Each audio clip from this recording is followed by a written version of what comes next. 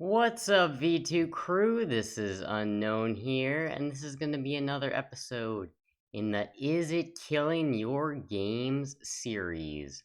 And today we're going to discuss backlogs and if they are killing your games or not. So, to start off, I want to ask the question, what do people consider backlogs?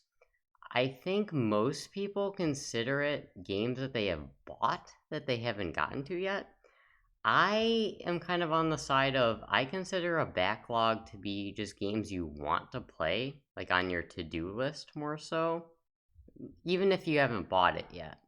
So we'll talk kind of about both sides of this. I think most people though do consider backlogs to be games that you have purchased. Let me know what you guys think in the comments. But I think that's kind of more the general consensus. Maybe that's even the definition. I'm just completely wrong here. But anyways, so a few things to think about and how backlogs could be killing your games. One is having a big backlog in general can cause you to rush through whatever game you are playing so that you can get to the other games in your backlog because you feel like, oh man, overloaded with so many games that I've gotten, that I bought, or I have yet to play. I gotta rush through this so I can get to the next one. And rushing through games, as I've said before, it really ruins the experience, I think. Now, I guess if you're rushing through for speedrun purposes, that's kind of a different story there. But just rushing through, not taking your time, not being able to savor the game or enjoy it as much as you would have, does, I think, make the game a little bit worse. At least it does for me personally, other than just churning through games just to churn through games just to get it shelved off, completed, to move on to the next one. And so there's that. Another thing that could cause the backlogs to be killing your games is that you lose games in your backlog that you might have really enjoyed, but your backlog just becomes so big and so accumulated that you never get to it because you have all this other stuff to play first. So you never get to that top tier quality game, and maybe you don't even know just looking at the name or quote unquote judging the game by the cover or judging the game by the trailer, I guess we can call it, but you just never get to it because you have so much other stuff to get to. Maybe the trailer wasn't particularly great, but the game was just flat out amazing. You wouldn't know because you'll never get to it because your backlog is just way too big. So we have that as well. Another thing, now this comes into play for people that consider the backlog games they've purchased, and it kind of kills your wallet, right?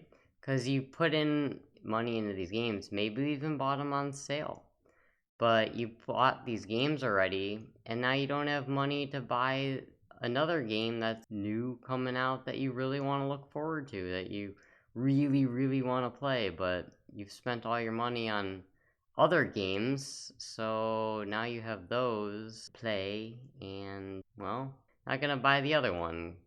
Maybe the money also would benefit you more not putting it into games. I mean, what if it's in the games that you've bought and you never play them? It's almost just like wasted money, right? So we have that to think of. And then, kind of similar to that, is that having such a big backlog, some people kind of get to the point where they say, I'm not going to buy anything else until I complete all the games in the backlog. Or I'm going to hold off buying things so the backlog doesn't grow, which I think is good. I think that's kind of a good thing to slow down accumulating into the backlog. But say game of the century comes out and you're in a mindset of, oh, I got to hold off cuz I have all this backlog.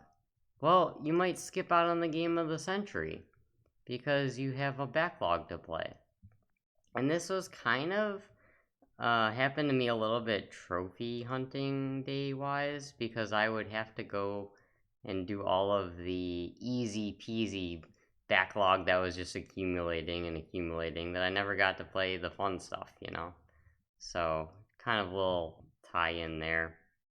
Other things to think about in regards to the backlog, I've been trying to think of positives to the backlog.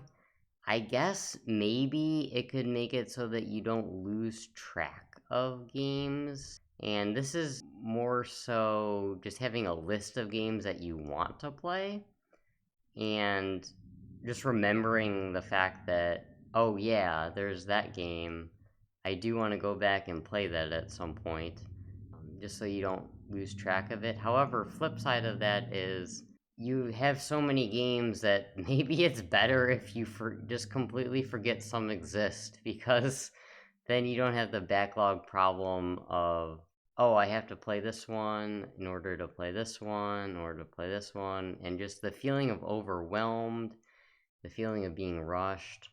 That's another reason why backlogs could be killing your games too. Just feeling overwhelmed for how many games there are and how many are coming out, because we are just flooded with games nowadays. Let me tell you.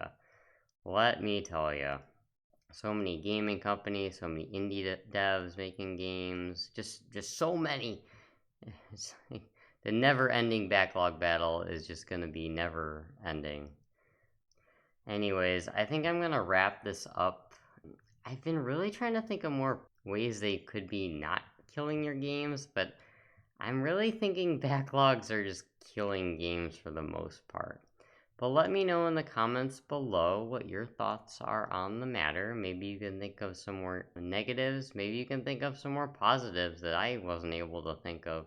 Yeah, just having like a list of games you want to play is kind of the only positive I can really think of in terms of having a backlog.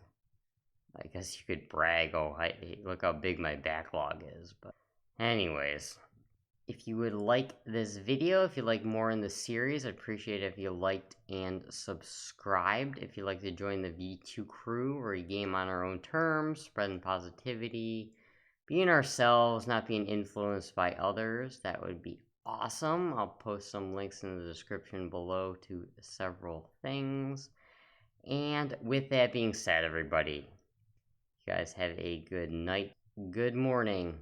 Enjoy your games. Thanks so much for watching. Spread the positivity. Game on your own terms. You do you, and be your V2.